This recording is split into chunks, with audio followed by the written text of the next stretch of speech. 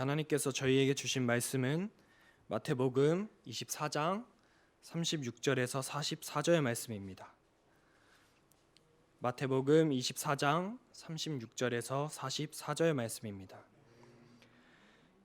그러나 그날과 그때는 아무도 모르나니 하늘의 천사들도 아들도 모르고 오직 아버지만 아시느니라. 노아의 때와 같이 인자의 임함도 그러하리라. 홍수전에 노아가 방주에 들어가던 날까지 사람들이 먹고 마시고 장가들고 시집가고 있으면서 홍수가 나서 그들을 다 멸하기까지 깨닫지 못하였으니 인자의 임함도 이와 같으리라. 그때에 두 사람이 밭에 있음에 한 사람은 데려가고 한 사람은 버려둠을 당할 것이요 두 여자가 맷돌질을 하고 있음에 한 사람은 데려가고 한 사람은 버려둠을 당할 것이니라. 그러므로 깨어 있으라. 어느 날에 너희 주가 임하는지 너희가 알지 못함이니라.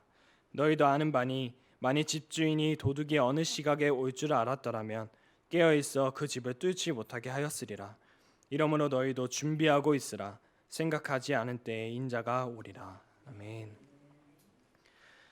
사랑의 하나님 아버지, 11월의 마지막 주일에 하나님께 영광 돌릴 수 있도록 저희의 발걸음을 예배의 자리로 인도해 주시니 감사합니다.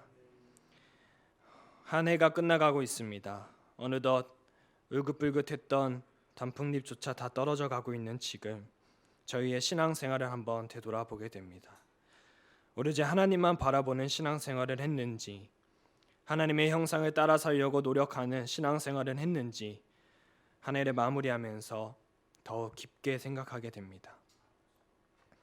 그럴 때마다 주님 주신 은혜를 우리가 매몰차게 무시하고 살아왔고 그리고 살아간다는 것을 뼈저리게 느끼게 됩니다. 주님, 저희의 이 완악함을 불쌍히 여겨주시고 저희의 부족함을 안타까이 여기셔서 하나님과 동행할 수 있는 굳은 믿음을 저에게 허락하여 주시옵소서.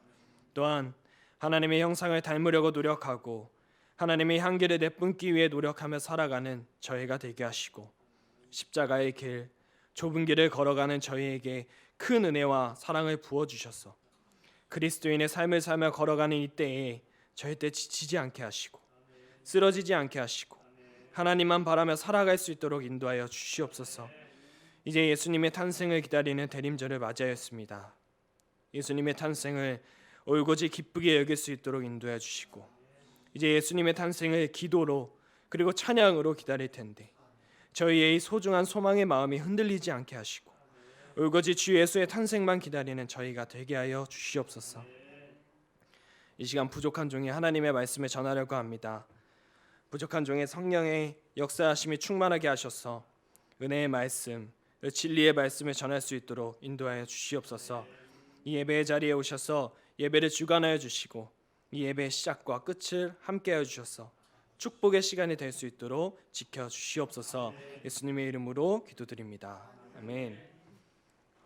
사랑하는 평택님께 성도 여러분, 오늘도 이 자리로 발걸음 옮기게 해주신 우리 하나님께 먼저 감사 올려드리면서 이 자리에 나오신 모든 분들을 진심으로 축복합니다. 먼저 이 자리를 빌어서 제가 여러분들께 마지막으로 좀 감사 인사를 드려야 할 것 같습니다. 제가 학생 때부터 지금까지 살아오면서 그리고 넘치는 교회에서부터 이제 평택 엘림교회까지 다 지금 제 앞에 계신 분들과 함께 지냈습니다. 저의 부족한 모습도 다 보셨을 것이고 이제 너무 보셔서 징글징글하다 이렇게 생각이 들 정도로 저와 많은 시간을 보내주셨는데 이제는 이 정든 교회를 떠나야 할 것 같습니다. 제가 야망이 있어서 떠나고 이런 건 아니고요. 어쩔 수 없는 상황 때문에 12월부터는 이제 다른 교회에서 사역자로 섬기게 되었습니다. 평생을 같이 신앙생활을 해온 우리 여러분들과 그리고 이 교회를 떠나려고 하니까 괜히 울컥한 마음도 들고 마음이 좀 시리기도 하는데 하나님 안에서 저희는 한 몸이지 않습니까? 언젠가 다시 꼭 볼 날이 올 거라고 믿고 있고 저는 절대로 여러분들이 잊지 않고 항상 생각날 때마다 기도할 테니까 여러분들도 기도하실 때 가끔씩이라도 제 생각나시면 좋은 사역자 되어서 좋은 목사님 되어서 복음만 잘 전파할 수 있는 그런 목사님 될 수 있도록 기도해 주시기 바랍니다. 이번 주부터 대림절이 시작되었습니다. 대림절을 뜻하는 단어는 어드벤트라는 단어인데 이 말은 라틴어 어드와 베네르로 조합된 말로 원어적인 뜻은 모모에게 오신다라는 뜻을 가지고 있습니다. 이 말은 창조주 하나님께서 독생자 예수 그리스도를 이 땅에 보내시고 예수께서는 우리에게 구원자로 오신다는 의미를 갖고 있죠. 그러므로 대림절은 예수 그리스도께서 우리를 위해 오셨음을 기억하고 그분의 재림을 생각하고 기다리는 절기로 우리는 받아들여야 합니다. 한마디로 이 땅에 오신 예수님을 기억하고 축하하는 그 성탄절을 우리가 계속해서 생각하고 계속해서 기억하면서 준비하는 때이고 다시 오실 주님을 준비된 마음으로 기다리는 절기라고 말할 수 있습니다. 이제 설교에 앞서서 제가 질문을 하나 드리고 싶습니다. 여러분들은 예수 그리스도께서 이 땅에 다시 오실 것을 믿으십니까? 그럼 한 가지 더 질문을 드리려고 합니다. 근데 여러분은 주님의 재림이 언제 일어나시는지 아시는 분이 계십니까? 아마도 아시는 분이 아무도 없을 겁니다. 36절을 보면 그러나 그날과 그때는 아무도 모르나니 하늘의 천사들도 아들도 모르고 오직 아버지만 아시느니라. 그러나 그날과 그때는 아무도 모르나니 라고 말씀하셨기 때문이죠. 그렇기 때문에 우리는 주님이 언제 오실지는 아무도 모르는 겁니다. 그러나 우리가 재림의 날짜를 모른다고 해서 주님이 재림하신다는 그 사실을 의심해서는 안 됩니다. 35절 말씀에 보면 천지는 없어질지언정 내 말은 없어지지 아니하리라 라는 말씀을 하십니다. 우리가 예수님이 언제 오실지는 모르지만 그의 말이 절대 사라지지 않는다는 사실은 굳게 믿으며 나아가야 합니다. 물론 이렇게 말씀하시는 분들도 계시겠죠. 종말이 확실한데 근데 그때도 모르는데 우리가 무슨 소용이 있겠어? 참 완악한 인간의 모습입니다. 이런 의구심을 품을 것이 아니라 재림하실 그때에 관하여 주님께서 일부러 말씀하지 않으신 그 행동에 참으로 깊은 의미와 깊은 이유와 뜻이 있다는 사실을 우리는 알아야 합니다. 또한 우리는 그때가 언제인지 모르게 많은 유익을 얻고 있다는 사실도 알아야 합니다. 우리에게는 두 가지 의미의 종말이 있습니다. 하나는 죽음으로 오는 개인적 종말이 있고 또 하나는 재림으로 오는 우주적인 종말이 있습니다. 우리는 이 중 어떤 종말에 대해서도 그때를 알지 못합니다. 사람이 죽을 날을 모르는 것처럼 우리가 재림의 때를 모르는 것처럼 우리는 종말에 대해서는 아무것도 알 수 없습니다. 물론 우리가 사람이 죽을 날을 그때는 짐작할 수는 있지만 우리가 정확한 날짜에 대해서는 알 수 없는 것이죠. 여러분, 그렇다면 우리가 이 때를 모르는 것이 지금 여러분에게 해가 되는 것이 있습니까? 오히려 우리가 때를 알고 있다면 그 때를 알고 있다면 참 불행한 일이 벌어질 것입니다. 우리가 개인적이든 우주적이든 종말의 때를 안다면 어떤 현상이 일어날 것 같습니까? 우리가 죽는 날을 아는 겁니다. 우리가 죽는 날을 아는 거고 우리가 재림의 날짜를 아는 겁니다. 그러면 우리는 어떻게 행동할 것 같습니까? 만일 그때가 가깝다면 사람들은 자기가 하고 있던 모든 일을 다 제쳐두고 자신이 사랑하던 일들, 사랑하던 자들도 다 내팽겨치고 오직 그 종말의 때에만 집착하면서 정상적인 생활을 하기 어려울 것입니다. 이런 질문들을 이제 방송에서도 그렇고 사석에서도 많이 하는데 만약 내일 내가 죽는다면 무엇을 할 겁니까? 만약 내일 내가 죽는다면 무엇을 먹을 겁니까? 만일 내가 내일 죽는다면 어떻게 시간을 보낼 겁니까? 이러한 질문들을 보더라도 우리는 그때를 알게 되면 그때를 맞이하기 위해서 모든 걸 다 포기하고 내가 하고 싶은 것만 하려고 합니다. 물론 그 때를 알아서 우리가 마지막으로 즐거움을 누릴 수 있어서 좋지 않겠느냐라는 그런 질문을 할 수도 있겠지만, 저 질문에서 내일이라는 단어를 빼고 만약 내가 4년 뒤 11월 27일에 죽는다고 하면 어떻게 시간을 보낼 겁니까? 라는 질문으로 바꿔서 물어본다면, 우리는 4년 뒤 11월 27일까지 이제 그때까지 집착하면서 살게 될 것입니다. 정상적인 생활을 하기가 어려워지는 거겠죠. 또한 그리스도인으로서 신앙적인 면에서 보게 된다면, 만일 그때가 멀다면 많은 사람들이 종말 직전에 회개하면 된다고 생각하고 세상의 것에 빠져 살지 않겠습니까? 만일 내일 재림을 하신다는 사실을 우리가 알았다고 생각해 봤을 때 우리는 어떻게 하겠습니까? 당장 내일이니까 아마 정말 급하게 회개를 할 겁니다. 정말 하나님한테 무릎 꿇고 기도할 겁니다. 천국을 가야 하기 때문이죠. 그런데 4년 뒤 11월 27일에 재림을 하신다고 합니다. 그렇게 질문을 던졌을 때 우리는 무엇을 하면서 지낼까요? 솔직한 마음으로 과연 우리가 4년 동안, 그 주어진 4년 동안 하나님 앞에 모든 것을 다 맡기고 살아갈 수 있을까요? 이 완악한 인간의 마음에 이제 얼마 안 남았는데 좀만 놀고 어차피 그때 온다고 하셨으니까 좀 이따 회개하면 되지 않을까 하는 그런 참 비겁한 마음이 절대 들지 않을까요? 이처럼 만약 우리가 종말의 때를 알게 된다면 사람들은 오히려 정상적인 생활을 이루기에 어려움을 겪게 될 것입니다. 따라서 우리가 지금 개인적이든 우주적이든 그 종말의 때를 알지 못하기 때문에 그 시간을 기휘 여길 수 있는 것입니다. 우리에게 그 때를 알려주시진 않은 이유가 이런 이유이지 않을까요? 모든 것을 소중히 여기라는 주님의 뜻이 아닐까요? 우리는 주님께서 우리에게 종말의 때를 알려주시지 않은 것이 큰 은혜임을 알아야 합니다. 이 소중한 시간을 낭비하지 않기 바랍니다. 우리는 말씀을 통해서 종말과 죽음 그리고 심판의 확실성을 들은 사람들이지 않습니까? 그렇다면 우리는 그에 맞게 종말이 올 때까지, 마지막이 올 때까지 최선을 다해서 사명을 감당해 나감으로 정말 부끄럽지 않게 승리자의 모습으로 주님을 맞을 수 있는 복되고 지혜로운 성도님들이 되시길 소망합니다. 오늘 본문 말씀 37절부터 39절 말씀을 보면, 노아의 때와 같이 인자의 임함도 그러하리라.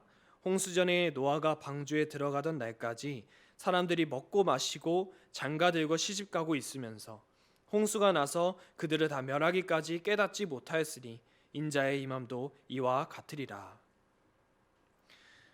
이 말씀을 보면 주님께서 노아의 때를 말씀하시면서 이제 마지막 때에도 이와 같을 것이라고 경고하고 계십니다. 즉 노아의 때와 같이 마지막 때에도 사람들은 땅의 일에만 정신을 빼앗기다가 갑작스럽게 임한 하나님의 심판으로 인해 모두 멸망하리라는 말씀이죠.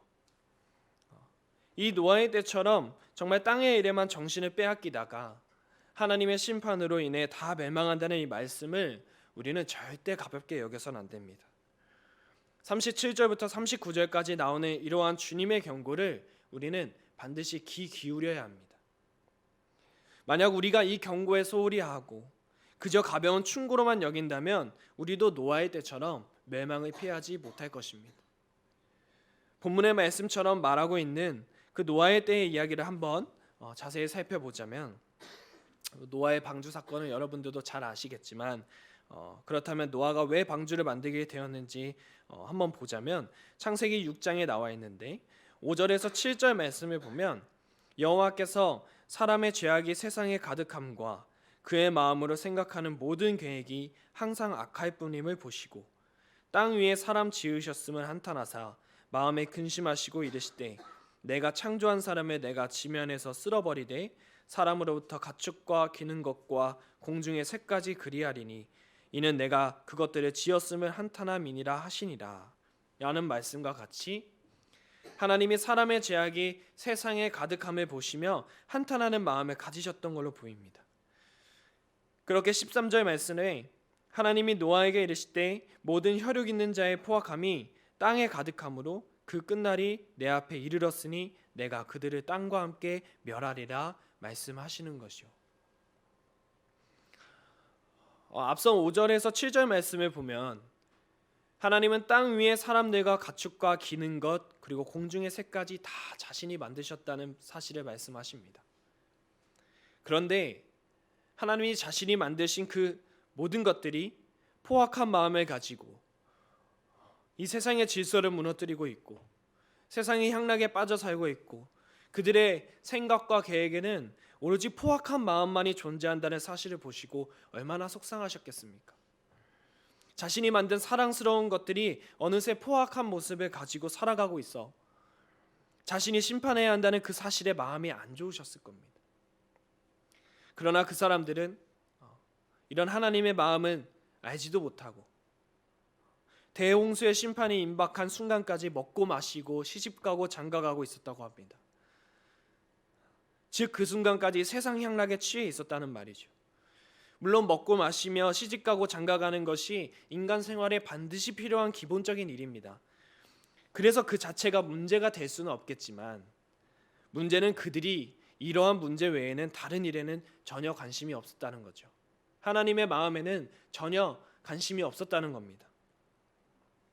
그렇게 그들은 심판이 있으리라는 경고에도 불구하고 여전히 먹고 마시고 시집가고 장가가는 그 기본적인 욕구들, 식욕, 성욕과 같은 인간의 기본적 욕망을 충족시키는 행위에만 관심이 있었고 하나님과 영적인 문제에 대해서는 전혀 관심이 없었다는 겁니다. 그리하여 그들은 하늘의 심판에 의해 모두 멸망하고 말았습니다. 그렇다면 오늘 우리가 살아가는 이 세상은 어떻습니까? 우리의 세상은 어떠한 것에 빠져 살고 있고 어떠한 것에 집중하면서 살아가고 있습니까? 여러분들의 주의를 한번 생각해 보시기 바랍니다. 우리의 주변에 어떠한 이야기가 가득한지, 지금의 최대 관심사는 도대체 무엇인지. 제가 다니고 있는 이 신학교에서도 항상 이런 얘기만 들립니다. 야, 어떻게 하면 돈 많이 벌 수 있다더라. 어떻게 하면 더 성장할 수 있다더라. 어떻게 하면 더 큰 교회에 갈 수 있다더라. 이런 저의 상황과 여러분의 상황과 별 다를 바는 없다고 생각합니다.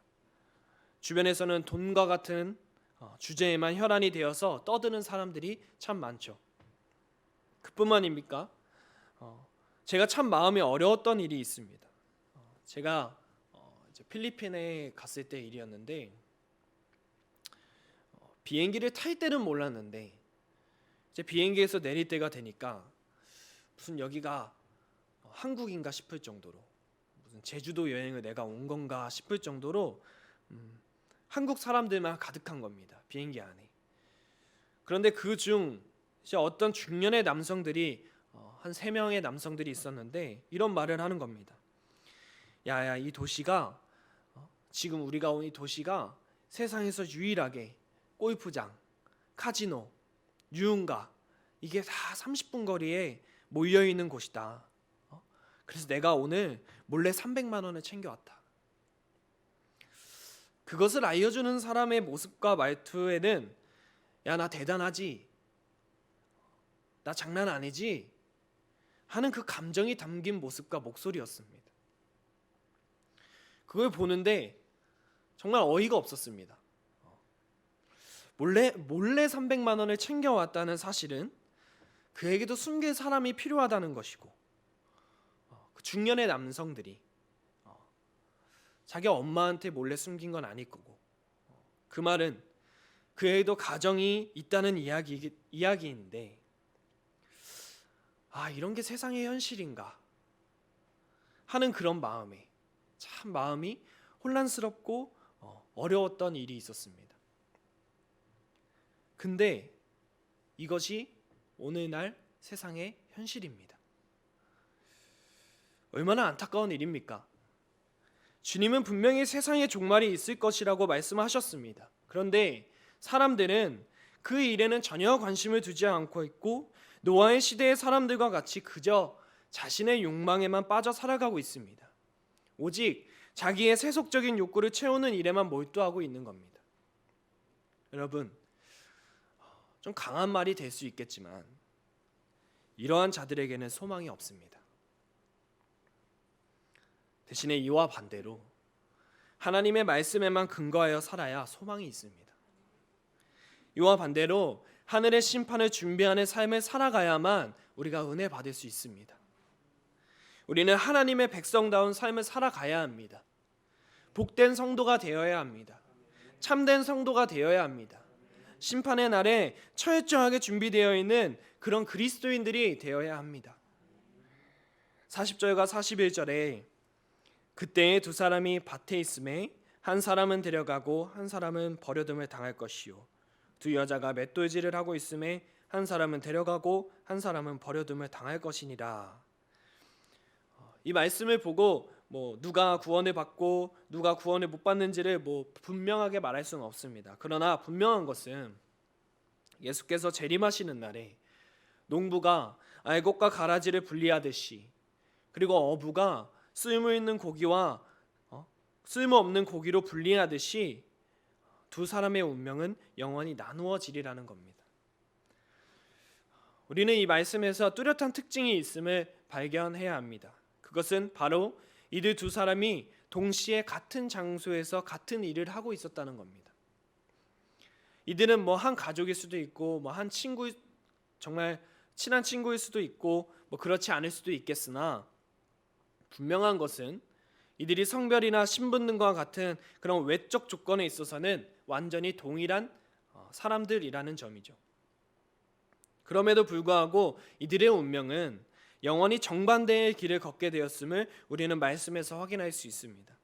외적 상태가 동일한 사람인데 그들이 정반대의 길을 걷게 됨을 보았을 때 그들을 갈라놓은 요소가 외적 상태가 아니라, 외적 모습이 아니라 내적 상태 그리고 영적 상태임을 우리는 알 수 있습니다.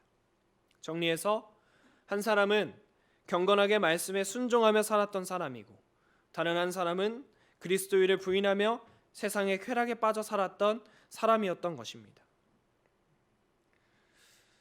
사람의 운명은 그 사람의 영적인 상태가 어떤지에 달려 있습니다. 세상에서 제일 높은 사람이 누구인 것 같습니까? 이번에 월드컵에서 사우디아라비아라는 나라가 아르헨티나라는 축구 강국을 잡는 대이변이 일어났습니다. 얼마나 대이변인지 저희 나라의 경기도 아닌데 계속 대서특필이 될 정도로 정말 큰 이변이었죠. 그랬더니 사우디아라비아의 왕세자인 빈살만이라는 자가 그 나라의 공휴일을 선포했답니다. 그리고 월드컵 우승했을 때의 상금이 510억인데 만약 16강에 진출을 하게 된다면 바로 자기 사비로 510억을 준다고 합니다. 그리고 또 가장 최신화된 뉴스를 보니까 그 아르헨티나전을 이겼던 선수들에게는 한 6억대로 추정되는 그런 명품 차를 한 대씩 다 선물을 해준다고 합니다. 그렇다면 이 빈살만이란 자는 구원받을 수 있습니까? 어떤 교회를 엄청 열심히 다니는 성도님이 자신이 열심히 다니니까 자식도 같이 구원받을 수 있다고 말한답니다. 또한 자신은 교회를 띄엄띄엄 다니는데 자기 아들이 신학교에 진학했다고 자신도 교회에서 인정받고 덩달아 구원받을 수 있다고 믿는 분들도 계십니다. 반대로 이런 고민을 하시는 분들도 계시죠. 내가 헌금을 많이 못해서, 내가 교회에서 할 줄 아는 게 별로 없어서, 내가 자랑할 수 있는 게 없어서 하나님이 날 싫어하실 거고 구원받지 못할 것이라고 생각하는 사람들도 있습니다. 여러분, 이러한 생각들은 다 착각입니다. 당장 이런 생각이 있으시다면 갖다 버리셔야 합니다. 이런 것이 무엇이 소용이 있습니까? 우리의 내적 상태, 그러니까 우리의 영성이 살아 있어야 우리는 소망이 있는 겁니다.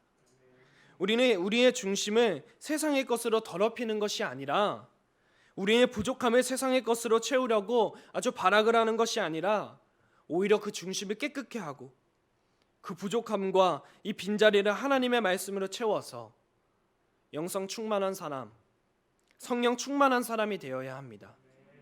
하나님은 우리의 외적 상태를 보고 구원하지 않으십니다. 하나님은 우리의 중심을 보시고 구원하십니다. 그러므로 우리는 항상 깨어 있어야 합니다. 우리는 항상 깨어 있어야 합니다. 요한복음 6장 26절에 보면 예수께서 대답하여 이르시되 내가 진실로 진실로 너희에게 이르노니 너희가 나를 찾는 것은 표적을 본 까닭이 아니요 떡을 먹고 배부른 까닭이로다.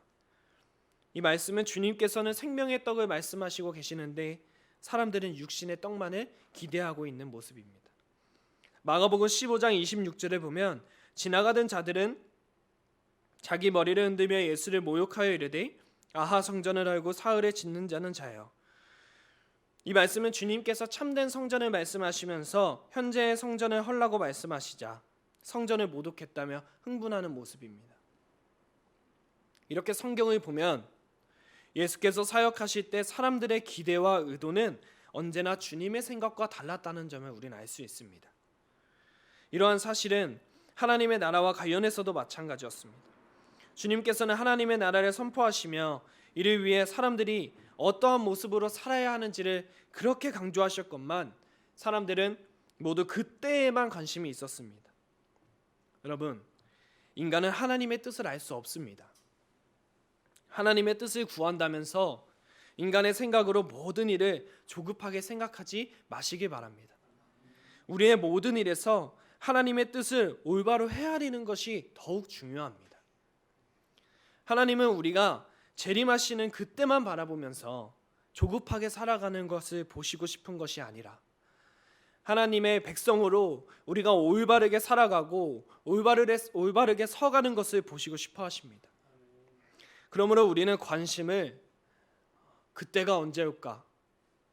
그때에 두지 말고 그때가 언제 오든지 당당하게 그때를 맞이할 수 있는 어떻게 살 것인가에 두고 살아가시길 바랍니다.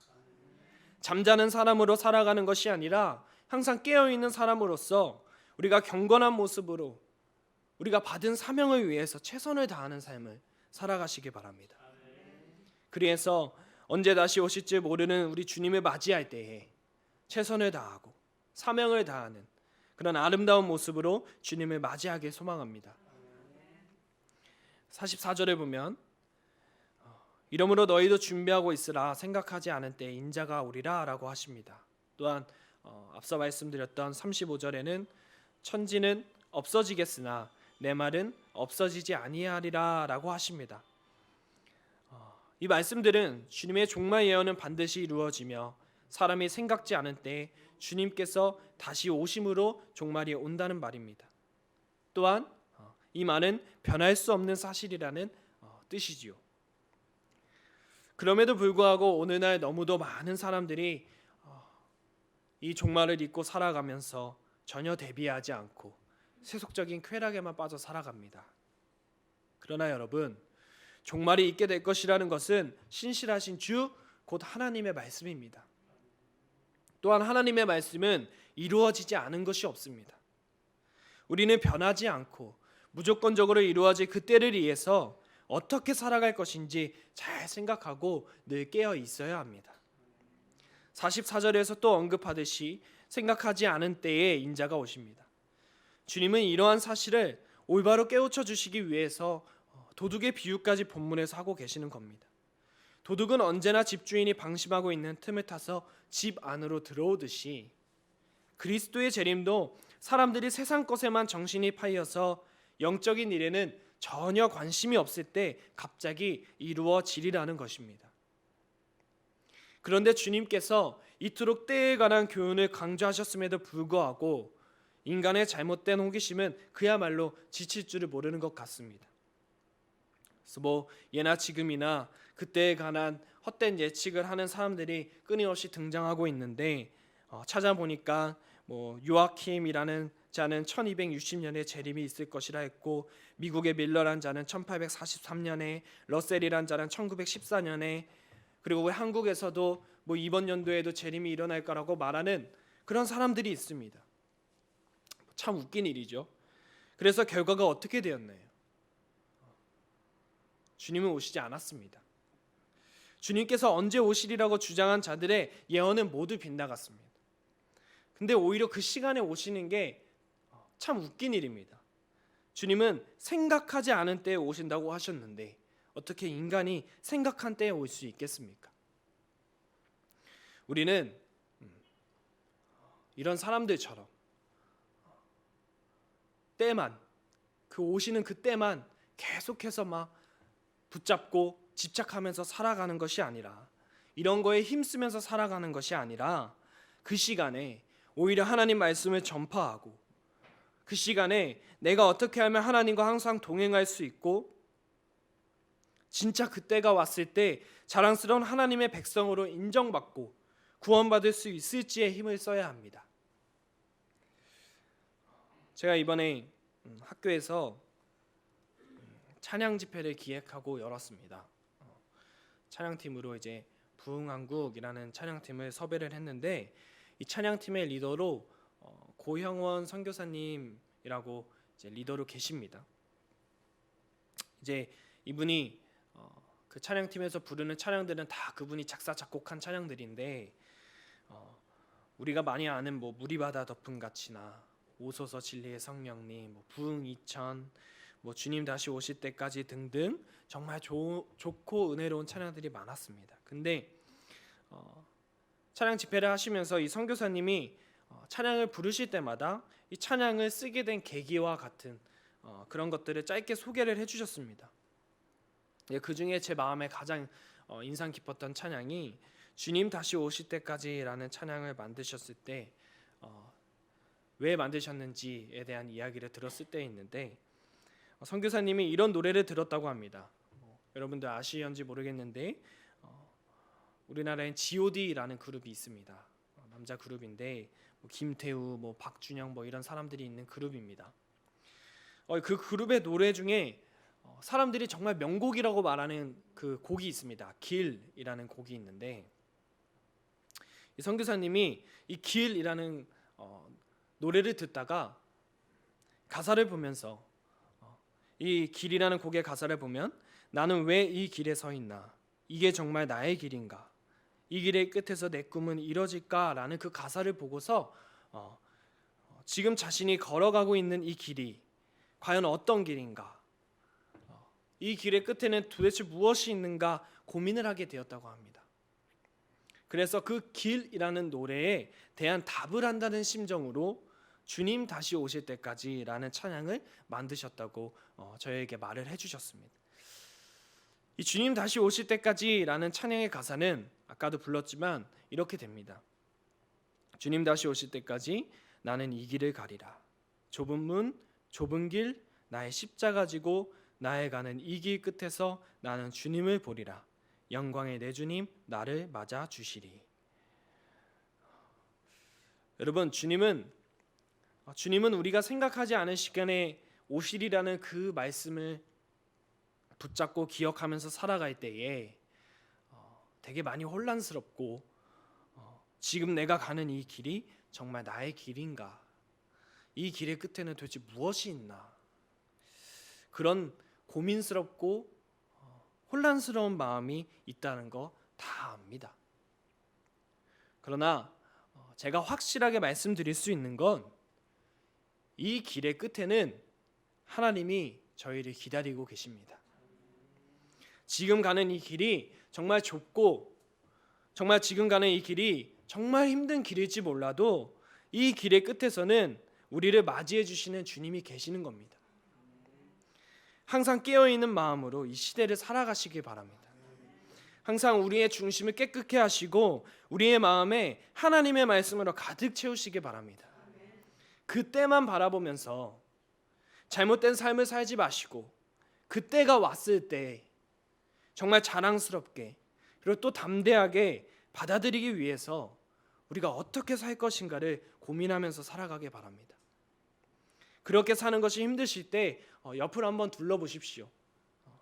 우리 주변에는 그때를 기다리면서 이 힘든 길을 같이 걸어가는 동역자들이 참 많습니다. 함께 걸어가면 이 힘든 길도 전혀 어렵지 않게 걸어갈 수 있습니다. 또한 우리의 뒤에는 누가 있습니까? 우리의 뒤에는 하나님이 계십니다. 또 우리의 삶은 다 하나님의 계획 아래에 있습니다. 하나님은 절대 우리가 다른 곳으로 가지 않도록 항상 붙잡아 주시고 있고 우리를 절대 지치게 하지 않으십니다. 이 말씀 굳게 믿으시고 우리 함께 주님 다시 오실 때까지 같이 참된 성도로, 복된 성도로, 그리고 그리스도인으로서 같이 손잡고 걸어갈 수 있기를 소망합니다. 기도하겠습니다. 사랑의 하나님 아버지, 우리가 하나님만 아시는 그날이 언제든 부끄러움 없이 하나님 앞에 설 수 있도록 지금 주어진 삶을 충실히 살아내게 하시고 사명을 따라 살게 하시고 항상 깨어있을 수 있는 힘을 주셔서 저희를 통해 주님의 크고 놀라운 빛을 드러내게 하시는 큰 은혜를 베풀어 주시옵소서.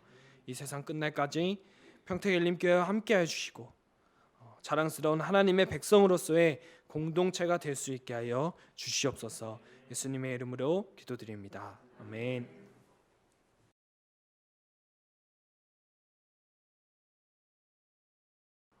우리가 주님을 믿습니다.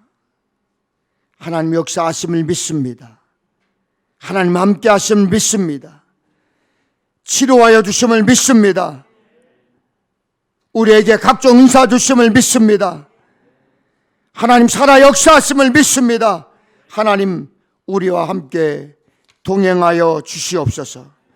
우리와 함께 동행하여 주시옵소서. 이제는 온 인류의 대속자가 되시는 우리 구주 예수 그리스도의 은혜와 측량할 수 없는 하나님의 크신 사랑과 말할 수 없는 탄식으로 우리를 위하여 간구하시는 성령의 감화 감동 권면하심이 대림절 첫 번째 주일을 맞이하여 구원의 확신을 안고 돌아가는 사랑하는 주님의 자녀들 머리 위에와 저들의 가정과 일터와 이 나라 이 민족과 우리 평택엘림교회 위에 이제로부터 영원까지 함께하옵시기를 간절히 축원하옵나이다. 아멘.